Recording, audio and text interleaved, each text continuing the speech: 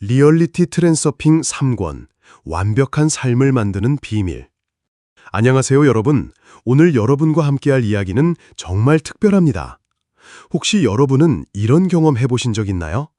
어떤 일이 일어나기 전에 이미 그것을 예감했던 경험, 또는 정말 원하던 일이 마치 우연처럼 연달아 일어났던 순간 말이에요. 저도 예전에 이런 일이 있었어요. 새로운 직장을 간절히 원했는데 어느 날 갑자기 꿈에서 본 회사 건물을 실제로 마주쳤고 그곳에서 면접을 보게 되었거든요. 그리고 실제로 합격했죠. 이게 단순한 우연일까요? 아니면 우리가 모르는 어떤 법칙이 있는 걸까요? 오늘 여러분과 함께 탐험할 리얼리티 트랜서핑은 바로 이런 신비로운 현상들의 비밀을 풀어주는 열쇠입니다. 러시아의 물리학자 바딤 젤란드가 발견한 이 놀라운 기술은 단순히 꿈을 이루는 방법을 넘어서 우리가 현실 자체를 어떻게 선택하고 창조할 수 있는지를 알려줍니다. 이 영상을 끝까지 들으시면 여러분은 왜 어떤 사람들은 모든 일이 술술 풀리는지, 왜 누군가는 계속 똑같은 문제에 부딪히는지, 그리고 무엇보다 여러분의 삶을 완전히 바꿀 수 있는 구체적인 방법을 알게 될 거예요. 자, 그럼 함께 시작해 볼까요? 1부, 의도의 힘, 바람과 욕망을 구분하라. 리얼리티 트랜서핑에서 가장 중요한 개념 중 하나가 바로 의도입니다. 하지만 여기서 말하는 의도는 우리가 일반적으로 아는 의도와는 조금 다릅니다. 젤란드는 의도를 두 가지로 구분합니다. 첫 번째는 내적 의도, 두 번째는 외적 의도입니다. 내적 의도는 우리가 보통 아는 그 의도예요. 나는 이것을 하겠다, 나는 이것을 성취하겠다라는 결심과 의지죠. 하지만 문제는 내적 의도만으로는 한계가 있다는 겁니다. 아무리 열심히 노력해도, 아무리 강한 의지를 가져도 벽에 부딪히는 순간들이 있잖아요. 저도 예전에 이런 경험이 있었어요. 창업을 하려고 정말 열심히 준비했거든요. 사업 계획서도 완벽하게 작성하고, 투자자도 만나고, 정말 모든 노력을 다했어요. 하지만 계속 문제가 생기더라고요. 투자가 무산되고 파트너와 의견 충돌이 생기고 마치 무언가가 저를 막고 있는 것 같았어요. 바로 이때 필요한 게 외적 의도입니다. 외적 의도란 무엇일까요? 이것은 우주의 흐름, 즉 가능태의 공간과 조화를 이루는 의도입니다. 가능태의 공간이라는 개념을 먼저 이해해야 해요. 젤란드에 따르면 우리 주변에는 무한한 가능성들이 층층이 존재한다고 합니다. 마치 라디오 주파수처럼 말이에요. 우리는 라디오를 특정 주파수에 맞추면 그 방송을 들을 수 있죠. 마찬가지로 우리의 의식도 특정한 가능태의 주파수를 맞추면 그 현실을 경험할 수 있다는 거예요. 그럼 외적 의도는 어떻게 작동할까요? 이것은 내가 무언가를 억지로 만들어내려고 하는 게 아니라 이미 존재하는 가능태 중에서 내가 원하는 것을 선택하는 거예요. 마치 메뉴판에서 음식을 고르는 것처럼요. 제가 창업할 때 깨달은 게 바로 이거였어요. 저는 계속 내 힘으로 모든 걸 해결하려고 했었거든요. 하지만 외적 의도를 사용하기 시작하면서 달라지기 시작했어요. 내가 원하는 사업은 이미 가능태의 공간에 존재한다. 나는 단지 그것을 선택하고 받아들이기만 하면 된다 라고 생각을 바꾸니까 정말 신기하게도 기회들이 저절로 나타나기 시작했어요. 그런데 외적 의도를 제대로 사용하려면 한 가지 중요한 조건이 있어요. 바로 내려놓음입니다. 결과에 대한 집착을 버리고 과정을 즐기며 우주의 흐름에 맡기는 거죠. 이게 참 어려운 부분이에요. 우리는 보통 뭔가를 원하면 더 간절히 매달리잖아요. 하지만 리얼리티 트랜서핑에서는 정반대예요. 원하는 것이 있으면 아, 그렇구나. 그럼 그런 현실도 있겠네 라고 가볍게 받아들이는 거예요. 여기서 중요한 건 바람과 욕망을 구분하는 거예요. 바람은 가볍고 자유로운 에너지를 가지고 있어요. 그런 일이 일어나면 좋겠다 정도의 느낌이죠. 반면 욕망은 무겁고 집착적이에요. 반드시 그렇게 되어야 한다는 강박이 있거든요. 바람은 날개를 달아주지만 욕망은 발목을 잡습니다. 이 차이를 이해하는 것이 정말 중요합니다. 펜듈럼의 정체, 당시를 조종하는 보이지 않는 힘. 이제 리얼리티 트랜서핑에서 가장 중요한 개념 중 하나인 펜듈럼에 대해 이야기해 보겠습니다. 이 개념을 이해하면 여러분의 인생이 왜 때로는 내 뜻대로 되지 않는지, 왜 같은 패턴이 반복되는지를 알 수 있어요. 펜듈럼이란 무엇일까요? 간단히 말하면 여러 사람의 생각 에너지가 모여서 만들어진 에너지적 구조물이에요. 이것은 살아있는 존재처럼 행동하며 자신의 존재를 유지하기 위해 사람들로부터 에너지를 흡수합니다. 예를 들어 볼게요. 어떤 정치적 이념, 종교적 교리, 회사의 기업 문화, 심지어는 유행까지도 모두 펜듈럼이 될 수 있어요. 이런 것들은 사람들의 관심과 에너지를 먹고 자라나죠. 저도 회사 다닐 때 이런 경험을 했어요. 우리 회사에는 야근 문화라는 펜듈럼이 있었거든요. 별로 급한 일이 아닌데도 모든 사람이 늦게까지 남아있어야 하는 분위기였어요. 왜냐하면 일찍 가면 성의가 없다, 열정이 부족하다는 시선을 받았거든요.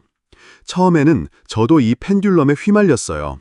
다른 사람들과 똑같이 늦게까지 남아서 별 의미 없는 일들을 하면서 시간을 보냈죠. 하지만 리얼리티 트랜서핑을 알게 된 후에는 이것이 펜듈럼의 조종이라는 걸 깨달았어요. 펜듈럼의 특징을 살펴보면 이렇습니다. 첫째, 펜듈럼은 항상 극단적인 반응을 유도합니다. 찬성 아니면 반대, 좋음 아니면 나쁨, 이런 식으로 흑백 논리를 강요해요. 중간 지점, 균형 잡힌 시각을 허용하지 않습니다. 둘째, 펜듈럼은 감정을 자극합니다. 분노, 두려움, 질투, 우월감 같은 강한 감정을 일으켜서 사람들이 자신의 에너지를 내놓게 만들어요. 셋째, 펜듈럼은 경쟁을 부추깁니다. 너는 우리 편이냐 아니면 적이냐 라는 식으로 편가르기를 시키죠. 그럼 어떻게 펜듈럼의 조종에서 벗어날 수 있을까요? 젤란드가 제시하는 방법은 의외로 간단해요.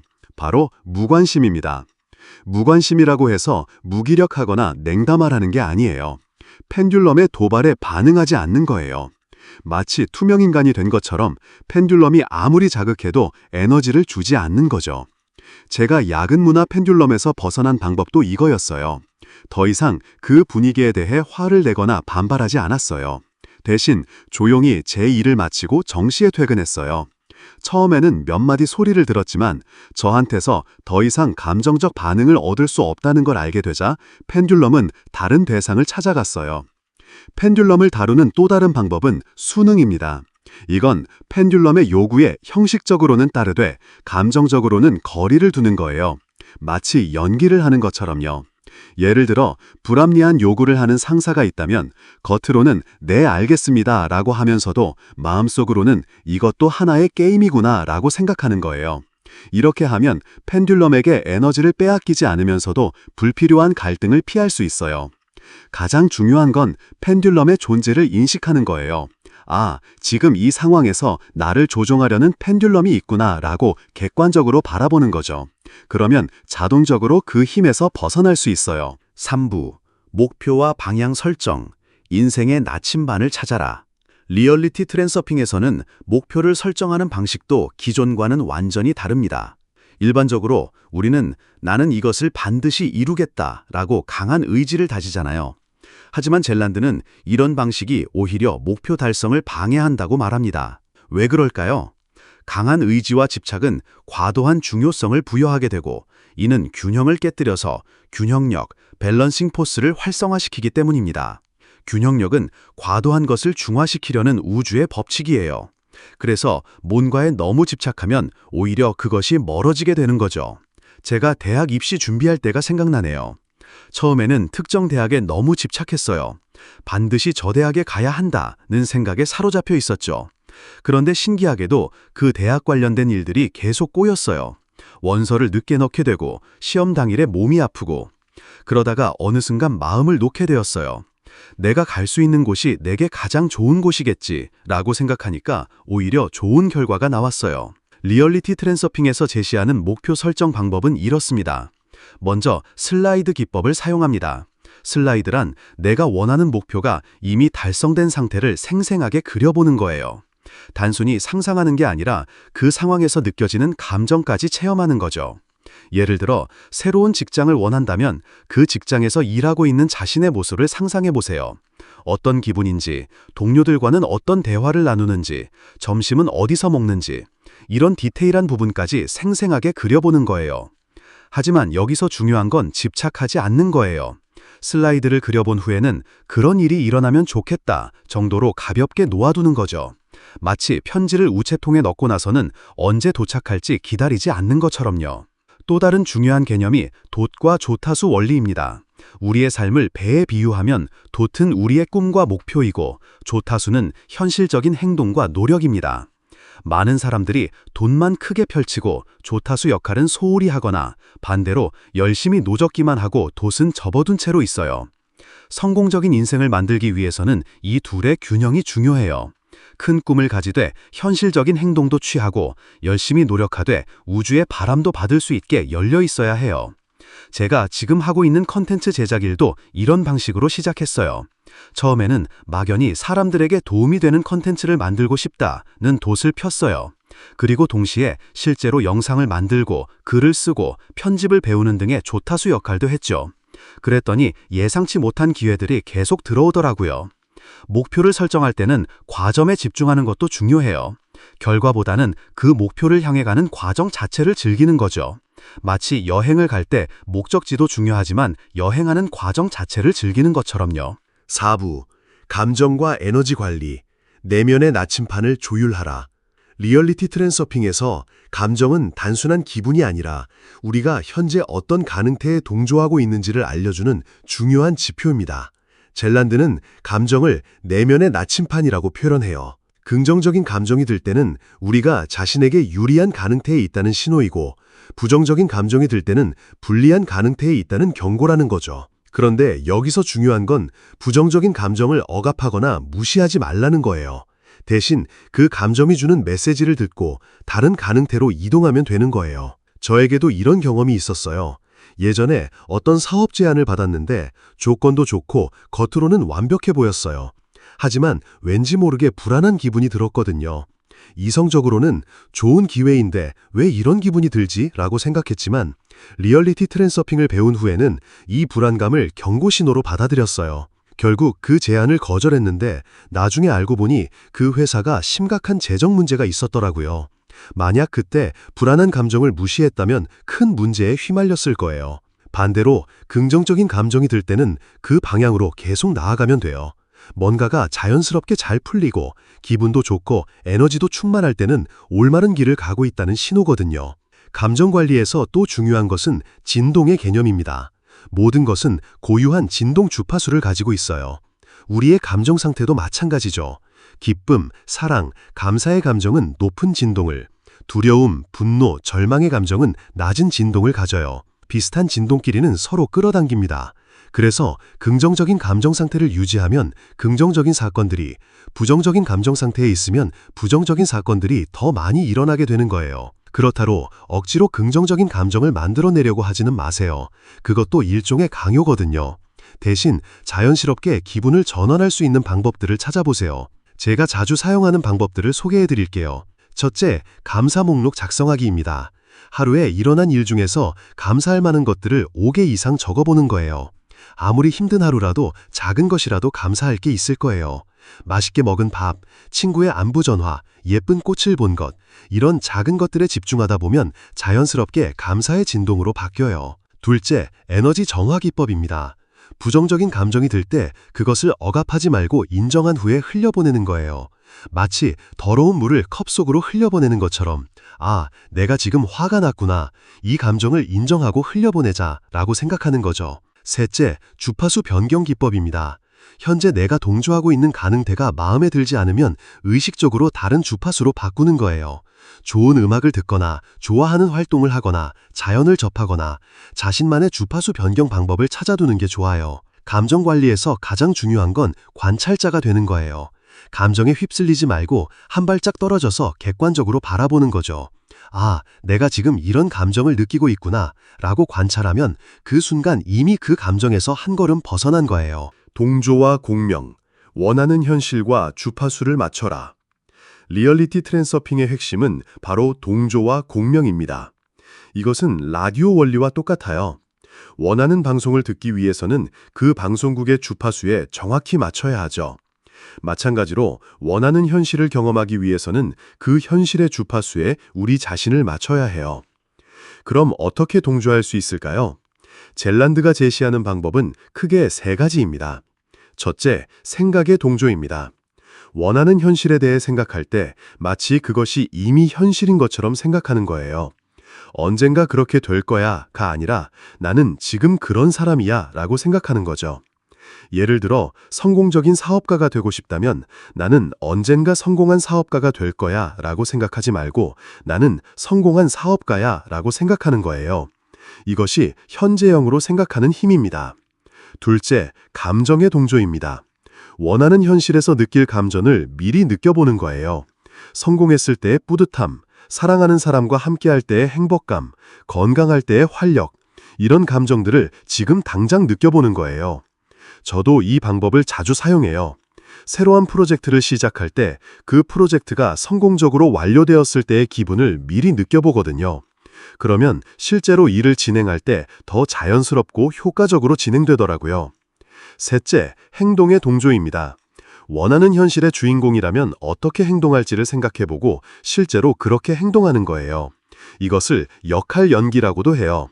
제가 컨텐츠 크리에이터로 활동을 시작할 때도 이 방법을 썼어요.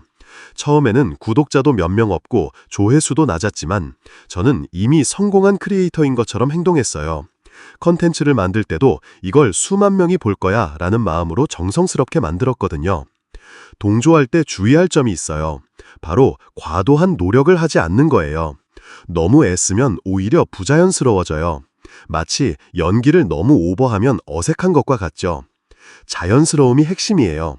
나는 원래 이런 사람이야 라는 느낌으로 편안하게 그 역할에 스며드는 거예요. 공명은 동조보다 한 단계 더 깊은 개념이에요. 동조가 겉으로 맞추는 것이라면 공명은 내면 깊숙이 완전히 하나가 되는 거예요. 마치 두 개의 음차가 완벽하게 조화를 이루어 아름다운 화음을 만들어내는 것처럼요. 공명 상태에 들어가면 정말 신기한 일들이 일어나기 시작해요. 우연의 일치들이 연달아 생기고 필요한 사람들이 저절로 나타나고 문제들이 자연스럽게 해결되죠. 저에게도 이런 경험이 있었어요. 어떤 프로젝트를 진행할 때 처음에는 막막했거든요. 어떻게 시작해야 할지, 누구와 함께 해야 할지 전혀 감이 오지 않았어요. 그런데 그 프로젝트가 성공한 모습을 상상하면서 그때의 기분을 충분히 느껴보니까 어느 순간부터 관련된 정보들이 저절로 들어오기 시작했어요. 우연히 만난 사람이 정확히 제가 필요한 전문 지식을 가지고 있었고 인터넷에서 검색하다가 딱 맞는 자료를 발견하게 되고 마치 우주가 저를 도와주는 것 같았어요. 중요성과 균형, 집착을 버리고 흐름을 타라. 리얼리티 트랜서핑에서 가장 위험한 함정 중 하나가 바로 과도한 중요성입니다. 우리가 어떤 것에 과도한 중요성을 부여하면 그것이 오히려 그 일의 성취를 방해한다는 거예요. 왜 그럴까요? 젤란드에 따르면 과도한 중요성은 에너지적 불균형을 만들어내고 이를 중화시키기 위해 균형력이 작동한다고 해요. 균형력은 우리가 지나치게 중요하게 여기는 것을 우리로부터 멀어지게 만들어서 균형을 회복시키려고 합니다. 이건 마치 시소와 같아요. 한쪽에 너무 무게가 실리면 반대쪽이 올라가죠. 마찬가지로 우리가 뭔가에 너무 많은 에너지를 쏟으면 균형력이 작동해서 그것을 우리에게서 멀어지게 만드는 거예요. 저도 이런 경험을 많이 했어요. 특히 연애할 때 그랬거든요. 정말 좋아하는 사람이 생기면 그 사람을 과도하게 중요하게 여겼어요. 이 사람이 아니면 안 된다. 반드시 이 사람과 사귀어야 한다라는 생각에 사로잡혔죠. 그런데 신기하게도 그럴 때마다 그 사람과는 점점 멀어지게 되더라고요. 반대로 자연스럽게 대했을 때는 관계가 잘 발전했어요. 상대방을 좋아하되 이 사람과 잘 되면 좋겠지만 안 되어도 괜찮아 라는 마음으로 대했을 때 말이에요. 중요성에는 두 가지 종류가 있어요. 내적 중요성은 자기 자신을 과대평가하거나 과소평가하는 거예요. 나는 특별한 사람이야. 나는 다른 사람보다 뛰어나야 해. 같은 우월감이나 반대로 나는 아무것도 할 수 없어. 나는 가치 없는 사람이야. 같은 열등감 모두 내적 중요성에 해당해요. 외적 중요성은 외부 상황이나 사물을 과도하게 여기는 거예요. 반드시 이 회사에 입사해야 해. 이 시험에 꼭 합격해야 해. 이 집을 꼭 사야 해. 같은 집착들이죠. 두 가지 모두 균형을 깨뜨려서 우리가 원하는 것을 얻는 데 방해가 됩니다. 그럼 어떻게 중요성을 낮출 수 있을까요? 첫 번째 방법은 대안 만들기입니다. 하나의 선택지에만 매달리지 말고 여러 가지 대안을 준비해 두는 거예요. 예를 들어 특정 회사에 지원할 때 그 회사만 생각하지 말고 다른 좋은 회사들도 함께 알아보는 거죠. 그러면 자연스럽게 한 곳에 대한 집착이 줄어들어요. 두 번째는 게임 마인드입니다. 인생을 심각한 전투가 아니라 재미있는 게임으로 바라보는 거예요. 게임에서는 이기면 좋지만 져도 다시 할 수 있잖아요. 그런 가벼운 마음으로 접근하는 거예요. 세 번째는 과정 즐기기입니다. 결과에만 집중하지 말고 그 과정 자체를 즐기는 거예요. 목적지에 도착하는 것도 좋지만 여행하는 과정 자체가 즐거워야 진정한 여행이잖아요. 저는 이런 방법들을 실제로 적용해 보니까 정말 효과가 있더라고요. 예전에는 뭘 할 때마다 반드시 성공해야 해라는 부담감 때문에 스트레스를 많이 받았는데 지금은 재미있는 실험을 해보는 거야 라는 마음으로 접근했어요. 그랬더니 오히려 더 좋은 결과들이 나오기 시작했어요. 가능태의 공간 탐험, 무한한 현실 속에서 선택하기. 가능태의 공간은 리얼리티 트랜서핑의 가장 핵심적인 개념입니다. 이해하기는 조금 어렵지만 한번 이해하고 나면 세상을 보는 관점이 완전히 바뀌어요. 젤란드에 따르면 우리 주변에는 무수히 많은 현실의 버전들이 존재해요. 마치 거대한 도서관에 수많은 책들이 꽂혀 있는 것처럼 가능태의 공간에는 모든 가능한 현실들이 층층이 쌓여 있어요. 예를 들어 볼게요.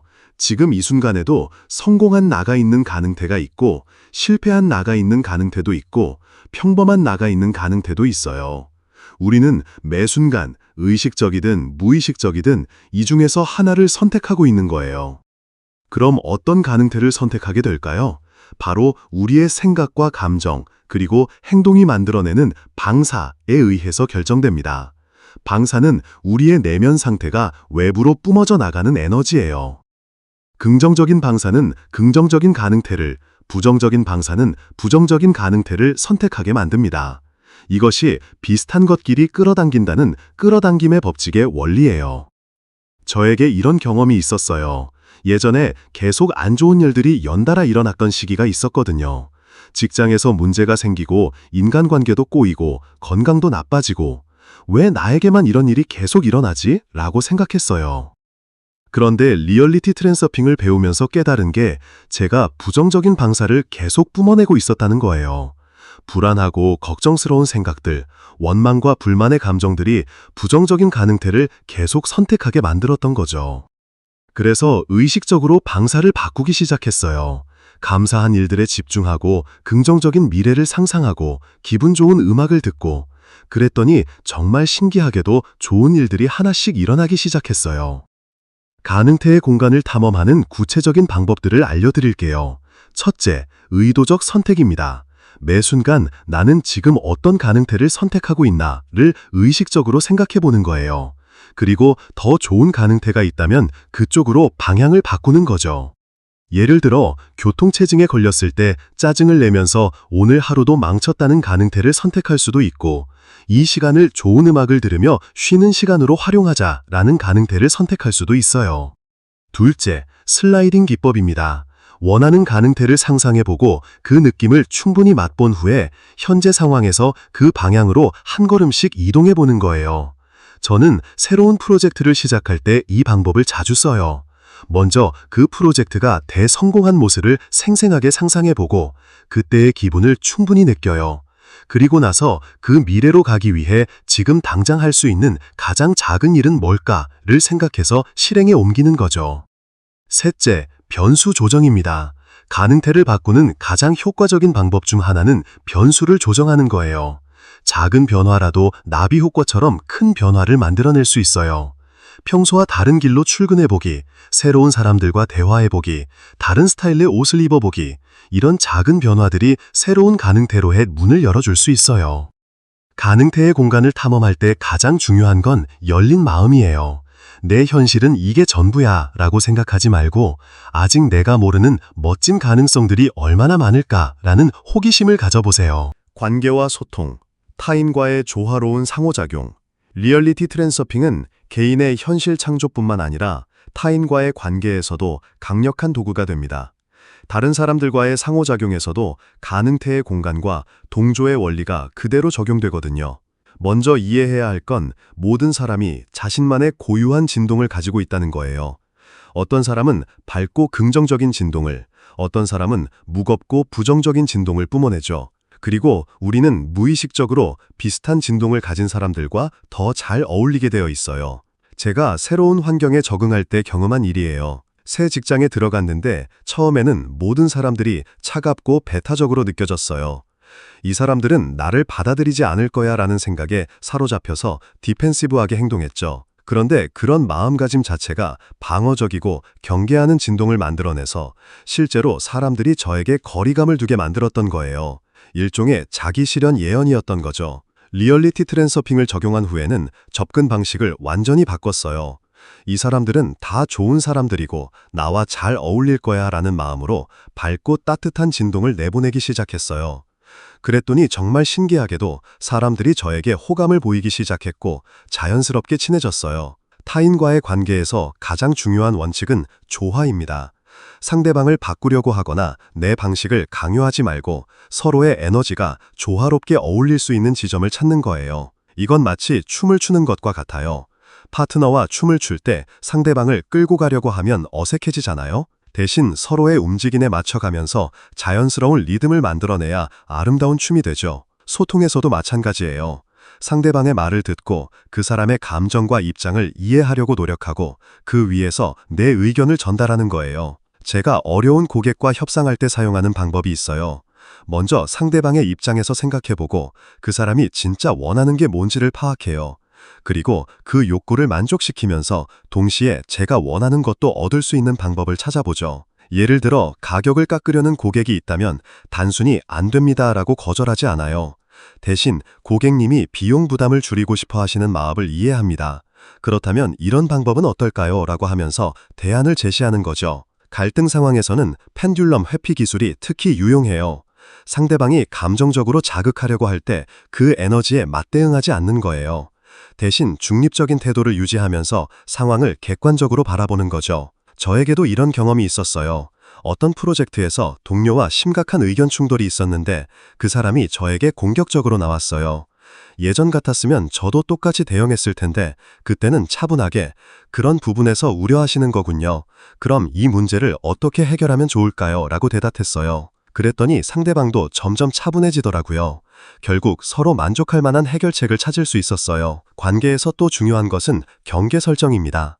조화를 추구한다고 해서 자신을 희생하거나 상대방의 부당한 요구를 다 들어줄 필요는 없어요. 건강한 경계를 유지하면서도 상대방을 존중하는 방법을 찾아야 해요. 아니요 라고 말할 때도 상대방의 기분을 상하지 않게 하면서 명확하게 전달할 수 있어요. 그런 요청을 해주셔서 감사한데 제 상황상 지금은 어려울 것 같아요 라는 식으로요. 9부 건강과 웰빙, 몸과 마음의 조화. 리얼리티 트랜서핑에서 건강은 단순히 몸의 문제가 아니라 전체적인 에너지 상태의 문제로 봅니다. 우리의 생각, 감정, 믿음이 모두 몸의 건강에 직접적인 영향을 미친다는 거죠. 젤란드는 질병을 파괴적인 가능태라고 표현해요. 우리가 부정적인 생각과 감정에 오랫동안 노출되면 그에 해당하는 가능태를 선택하게 되고 결국 몸이 그 상태를 물리적으로 구현하게 된다는 거예요. 저도 이런 경험을 했어요. 몇 년 전에 극심한 스트레스를 받던 시기가 있었는데 그때 원인 불명의 두통과 소화불량에 시달렸어요. 병원에 가서 검사를 받아도 특별한 이상이 없다고 하더라고요. 그런데 스트레스의 원인을 해결하고 마음이 편해지니까 그 증상들이 자연스럽게 사라졌어요. 몸과 마음이 얼마나 밀접하게 연결되어 있는지를 실감했죠. 건강한 가능태를 선택하기 위한 방법들을 알려드릴게요. 첫째, 건강한 자아상 만들기입니다. 자신을 건강하고 활력 넘치는 사람으로 인식하는 거예요. 나는 몸이 약해 라든지 나는 원래 이런 병을 자주 앓아 같은 부정적인 자아상을 버리고 나는 건강하고 에너지가 넘치는 사람이야 라고 생각하는 거죠. 이게 단순한 자기암시가 아니에요. 실제로 우리의 자아상은 몸의 상태에 큰 영향을 미쳐요. 자신을 건강한 사람으로 인식하면 자연스럽게 건강한 선택을 하게 되고 몸도 그에 맞춰 반응하게 되거든요. 둘째, 감사 명상입니다. 매일 몸의 각 부분에 감사하는 시간을 가져보세요. 내 심장아, 쉬지 않고 뛰어줘서 고마워. 내 폐야, 생명의 공기를 공급해줘서 고마워. 내 다리야, 나를 여기저기 데려다줘서 고마워. 이런 감사의 마음은 몸의 각 부분에 긍정적인 에너지를 전달해요. 실제로 감사하는 마음은 면역력을 높이고 자연 치유력을 활성화시킨다는 연구 결과도 있어요. 셋째, 에너지 정화 기술입니다. 부정적인 에너지가 몸에 축적되지 않도록 정기적으로 정화해주는 거예요. 제가 자주 사용하는 방법은 이거예요. 샤워를 할 때 물이 몸을 타고 흐르면서 모든 부정적인 에너지를 씻어내고 있다고 상상하는 거예요. 그리고 깨끗하고 밝은 에너지가 몸 전체에 충만하게 차오른다고 느껴보는 거죠. 산책을 할 때도 이런 상상을 해요. 발걸음을 뗄 때마다 딴으로부터 새로운 에너지가 올라와서 몸을 채우고 숨을 쉴 때마다 공기 중에 생명 에너지가 들어온다고 생각하는 거예요. 넷째, 직관적 식사입니다. 몸이 진짜로 원하는 것을 들어보고 그에 따라 먹는 거예요. 배가 고프지 않은데 습관적으로 먹거나 스트레스 때문에 과식하거나 다이어트라는 이름으로 몸을 굶기지 않는 거죠. 몸은 정말 지혜로워요. 필요한 영양소가 부족하면 그걸 보충할 수 있는 음식을 자연스럽게 원하게 되거든요. 문제는 우리가 머리로 너무 많이 생각해서 몸의 신호를 놓치는 거예요. 다섯째, 움직임의 즐거움 찾기입니다. 운동을 의무나 고행으로 생각하지 말고 몸을 움직이는 즐거움 자체에 집중하는 거예요. 저는 예전에 헬스장에서 무리하게 운동하다가 부상을 당한 적이 있어요. 그때는 운동을 반드시 해야 하는 일로 생각했거든요. 지금은 산책, 춤, 요가 등 제가 진짜 즐거워하는 활동들을 위주로 해요. 그랬더니 운동이 스트레스가 아니라 기쁨이 되었어요. 건강관리에서 가장 중요한 건 완벽주의를 버리는 거예요. 100% 완벽한 식단, 완벽한 운동 루틴을 만들려고 하면 오히려 스트레스만 늘어나요. 대신 작은 것부터 즐겁게 시작해보세요. 돈과 풍요, 물질적 풍요로움의 에너지적 법칙. 돈에 대한 관점은 우리의 물질적 현실을 크게 좌우합니다. 리얼리티 트랜서핑에서는 돈도 하나의 에너지로 봐요. 그리고 모든 에너지와 마찬가지로 돈도 특정한 진동과 가능태를 가지고 있어요. 많은 사람들이 돈에 대해 복잡하고 모순적인 감정을 가지고 있어요. 돈을 원하면서도 동시에 돈을 더럽고 부도덕한 것으로 생각하기도 하고, 돈이 많으면 행복할 거라고 생각하면서도 부자들을 부정적으로 바라보기도 하죠. 이런 내적 갈등이 바로 돈의 흐름을 막는 주요 원인이에요. 우리가 돈에 대해 가지고 있는 믿음과 감정이 바로 그 사람의 경제적 현실을 만들어내거든요. 제가 예전에 가지고 있던 돈에 대한 믿음들을 생각해보면 웃음이 나와요. 돈이 많으면 사람이 나빠진다. 돈을 많이 벌려면 누군가를 착취해야 한다. 착한 사람은 가난해도 괜찮다. 이런 생각들이 저도 모르게 마음 깊이 자리 잡고 있었어요. 그런데 이런 믿음들이 얼마나 제한적인지 깨달았어요. 돈 자체는 중립적이에요. 돈을 어떻게 쓰느냐가 중요하지 돈 자체가 선하거나 악한 건 아니거든요. 리얼리티 트랜서핑에서 제시하는 풍요로운 가능태를 선택하는 방법들을 알려드릴게요. 첫째, 풍요의식 기르기입니다. 이미 충분히 가지고 있다는 마음가짐으로 살아가는 거예요. 부족하다는 생각은 부족한 현실을 만들고 풍요롭다는 생각은 풍요로운 현실을 만들어내요. 저는 이런 실험을 해봤어요. 한 달 동안 매일 아침에 나는 이미 충분히 풍요로운 사람이다 라고 마음속으로 말하면서 하루를 시작했어요. 그리고 하루 종일 이미 부자인 것처럼 행동했죠. 물론 실제로 무분별하게 돈을 쓰라는 게 아니에요. 대신 풍요로운 사람의 마음가짐과 에너지를 가지는 거예요. 신기하게도 그 한 달 동안 예상치 못한 수입들이 들어왔어요. 오래전에 잊고 있던 보험금이 나오기도 하고 부업 기회가 생기기도 하고 우연이라고 할 수도 있지만 분명히 마음가짐의 변화와 관련이 있다고 생각해요. 둘째, 가치 창조 마인드셋입니다. 돈을 얻기 위해 무엇을 할 수 있는지보다는 다른 사람들에게 어떤 가치를 줄 수 있는지에 집중하는 거예요. 돈은 가치 교환의 수단이거든요. 내가 남에게 주는 가치가 클수록 자연스럽게 더 많은 돈이 돌아와요. 저도 컨텐츠를 만들 때 이 원칙을 적용해요. 얼마를 벌 수 있을까 보다는 사람들에게 정말 도움이 되는 내용은 뭘까를 먼저 생각해요. 그러면 자연스럽게 양질의 컨텐츠가 만들어지고 결과적으로 더 좋은 반응을 얻게 되죠. 셋째, 돈의 흐름 이해하기입니다. 돈은 에너지와 같아서 계속 순환해야 해요. 움켜쥐고 있으면 썩고 흘려보내면 더 큰 흐름이 되어 돌아와요. 이건 정말 경험해봐야 아는 거예요. 예전에 저는 돈을 아끼는 것만이 미덕이라고 생각했어요. 그런데 너무 아끼려고만 하니까 오히려 돈이 잘 안 들어오더라고요. 지금은 필요한 곳에는 기꺼이 투자하고 도움이 필요한 사람에게는 나눠주기도 해요.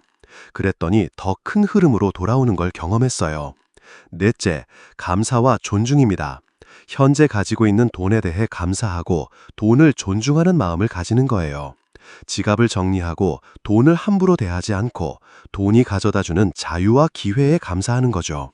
사소한 것 같지만 이런 태도가 정말 중요해요.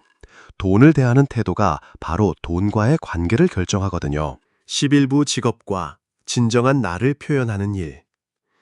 리얼리티 트랜서핑에서 직업은 단순히 생계를 위한 수단이 아니라 자신의 본질을 표현하고 세상의 가치를 기여하는 통로를 봅니다. 진정한 성공은 자신의 고유한 재능과 열정이 만나는 지점에서 일할 때 가능해요. 젤란드는 영혼의 노래라는 표현을 써요. 모든 사람에게는 고유한 영혼의 노래가 있고 그 노래를 세상에 들려주는 것이 바로 우리의 사명이라는 거죠. 문제는 많은 사람들이 사회의 기대나 경제적 압박 때문에 자신의 진짜 노래를 부르지 못한다는 거예요. 저도 한때는 안정적인 직장이라는 펜듈럼에 휘말려 있었어요. 정말 하고 싶은 일이 있었지만 그런 일로는 먹고 살기 힘들다, 현실을 생각해라 라는 주변의 말들 때문에 포기했죠. 그리고 남들이 좋다고 하는 직장에 들어갔어요. 겉으로는 성공한 것 같았지만 마음 깊은 곳에서는 항상 공허함을 느꼈어요. 매일 아침 일어나는 게 괴로웠고 주말이 되면 월요일을 생각하며 우울해졌죠. 그때 깨달은 게 아무리 좋은 조건의 직장이라도 내 영혼과 맞지 않으면 진정한 만족을 줄 수 없다는 거였어요. 용기를 내서 정말 하고 싶었던 일에 도전했어요. 처음에는 수입이 불안정했고 주변에서 걱정 어린 시선도 많이 받았어요. 하지만 매일이 즐거웠어요. 힘든 일도 기꺼이 할 수 있었고 자연스럽게 실력도 늘어갔죠. 진정한 직업을 찾는 방법들을 알려드릴게요. 첫째, 내면의 목소리 듣기입니다. 남들의 기대나 사회적 기준을 잠시 내려놓고 정말로 내가 원하는 게 무엇인지 솔직하게 들여다보는 거예요. 이걸 위해서 저는 이런 질문들을 스스로에게 해봤어요. 돈을 생각하지 않는다면 무엇을 하고 싶은가? 어떤 일을 할 때 시간 가는 줄 모르는가? 어떤 분야에 대해 말할 때 내가 가장 활기차 보이는가? 사람들이 나에게 어떤 도움을 자주 요청하는가? 둘째, 실험 정신입니다. 완벽한 계획을 세우고 시작하려고 하지 말고 작은 실험들부터 해보는 거예요. 부업으로라도 해보고 취미로라도 시작해보고 관련된 사람들을 만나보고. 저도 지금 하는 일을 처음에는 작은 프로젝트로 시작했어요. 큰 결심을 하고 확신을 가진 다음에 시작한 게 아니라 일단 해보자 하는 마음으로 시작했죠. 그러다 보니 점점 방향이 명확해졌어요. 셋째, 가치 중심 사고입니다. 내가 무엇을 얻을 수 있을까보다는 내가 세상에 무엇을 기여할 수 있을까를 생각하는 거예요. 진정한 성공은 자신만의 만족이 아니라 다른 사람들에게 도움이 될 때 느낄 수 있어요. 넷째, 과정 즐기기입니다. 목표 달성에만 집중하지 말고 그 과정 자체를 즐기는 거예요. 배우는 과정, 성장하는 과정, 실패를 통해 깨달음을 얻는 과정, 모든 것이 소중한 경험이에요. 직업을 바꾸는 것이 무서울 수 있어요. 하지만 진정한 두려움은 평생 자신의 진짜 모습으로 살지 못하는 것 아닐까요? 인생은 한 번뿐이에요. 남들이 그어놓은 선 안에서만 살기에는 너무 아깝죠. 창조적 실현, 꿈을 현실로 만드는 기술. 리얼리티 트랜서핑의 궁극적인 목표는 자신의 꿈을 현실로 만드는 것입니다. 하지만 여기서 말하는 창조는 무언가를 억지로 만들어내는 것이 아니라 이미 존재하는 가능태를 선택하고 구현하는 것이에요. 창조적 실현의 핵심은 의도와 허용의 균형입니다. 의도는 방향을 정해주고 허용은 그것이 자연스럽게 나타날 수 있게 해줘요. 제가 가장 인상 깊게 경험한 창조적 실현 사례를 하나 들려드릴게요. 몇 년 전에 특별한 여행을 꿈꾸고 있었어요. 북유럽의 오로라를 보고 싶었거든요. 하지만 현실적으로는 여러 제약이 있었어요. 시간도 부족하고 비용도 만만치 않고 혼자 가기엔 너무 멀고. 하지만 리얼리티 트랜서핑의 원리를 적용해봤어요. 먼저 오로라를 보고 있는 자신의 모습을 생생하게 상상했어요. 그 순간의 감동, 경이로움, 자연에 대한 감사, 그런 감정들을 미리 느껴봤죠. 그리고 나서는 그런 여행이 실현되면 좋겠다 정도로 가볍게 놓아두고 일상생활에 집중했어요. 억지로 계획을 세우거나 강박적으로 정보를 찾지 않았어요. 그런데 몇 달 후에 정말 신기한 일이 일어났어요. 갑자기 북유럽 출장 기회가 생긴 거예요. 그것도 오로라를 볼 수 있는 시기에 말이죠. 출장 일정을 조금 조정해서 개인 여행 시간을 확보할 수 있었어요. 실제로 그 여행에서 환상적인 오로라를 볼 수 있었어요. 그 순간 느꼈던 감동은 이미 몇 달 전에 상상으로 느꼈던 것과 정확히 같았어요. 창조적 실현을 위한 구체적인 단계들을 알려드릴게요. 1단계, 명확한 비전 만들기. 무엇을 원하는지 구체적이고 생생하게 그려보세요. 단순히 성공하고 싶다가 아니라 어떤 성공인지, 왜 그것을 원하는지까지 명확히 해야 해요. 2단계, 감정적 체험. 그 꿈이 실현되었을 때의 감정을 미리 체험해보세요. 기쁨, 만족감, 자부심, 그런 감정들을 지금 당장 느껴보는 거예요. 3단계, 현재형 선언.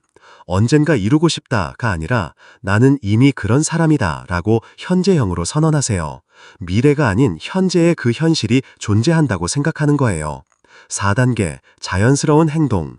무리하게 노력하지 말고 자연스럽게 그 방향으로 이끌리는 행동들을 하세요. 강요가 아닌 자연스러운 흐름을 따라가는 거예요. 5단계, 믿음과 허용. 결과에 대한 집착을 버리고 우주의 타이밍을 믿으세요. 때로는 우리가 예상한 것과 다른 방식으로 꿈이 실현되기도 해요. 창조적 실현에서 가장 흔한 실수는 과도한 노력입니다. 뭔가를 간절히 원할수록 더 열심히 노력해야 한다고 생각하죠. 하지만 과도한 노력은 오히려 자연스러운 흐름을 방해할 수 있어요. 마치 씨앗을 심고 나서 매일 파서 확인하는 것과 같아요. 씨앗은 적절한 환경만 만들어주면 자연스럽게 자라나거든요. 꿈도 마찬가지예요. 또 다른 실수는 완벽주의입니다. 모든 조건이 완벽해야 시작할 수 있다고 생각하는 거예요. 하지만 완벽한 조건은 없어요. 지금 여기서 가진 것으로 시작하는 게 중요해요. 창조적 실현은 마법이 아니에요. 우주의 자연스러운 법칙을 이해하고 활용하는 기술이에요. 연습하면 할수록 더 잘할 수 있게 되고 점점 더 큰 꿈들도 실현할 수 있게 될 거예요. 마무리. 새로운 현실의 문을 열며. 자, 여러분과 함께한 이 긴 여행이 끝나가네요. 리얼리티 트랜서핑의 세계는 정말 깊고 넓어서 오늘 나눈 이야기는 빙산의 일각에 불과해요. 하지만 이것만으로도 여러분의 인생에 큰 변화를 만들 수 있을 거예요. 가장 중요한 건 이론을 아는 것이 아니라 실제로 적용해 보는 거예요. 작은 것부터 시작해 보세요. 아침에 일어나서 오늘은 좋은 일이 일어날 거야 라고 생각해 보거나, 짜증나는 상황을 만났을 때 이것도 하나의 가능태일 뿐이야, 다른 가능태를 선택할 수 있어 라고 생각해 보거나, 이런 작은 변화들이 쌓이면서 여러분의 현실이 조금씩 바뀌기 시작할 거예요. 그리고 어느 순간 정말 내가 현실의 창조자구나 라는 걸 실감하게 될 거예요. 리얼리티 트랜서핑은 단순한 성공 기법이 아니에요. 삶을 바라보는 완전히 새로운 관점이에요. 우리는 운명의 희생자가 아니라 현실의 창조자라는 것, 무한한 가능성 중에서 선택할 권리가 있다는 것, 그리고 진정한 자유와 행복을 누릴 자격이 있다는 것을 일깨워 주거든요.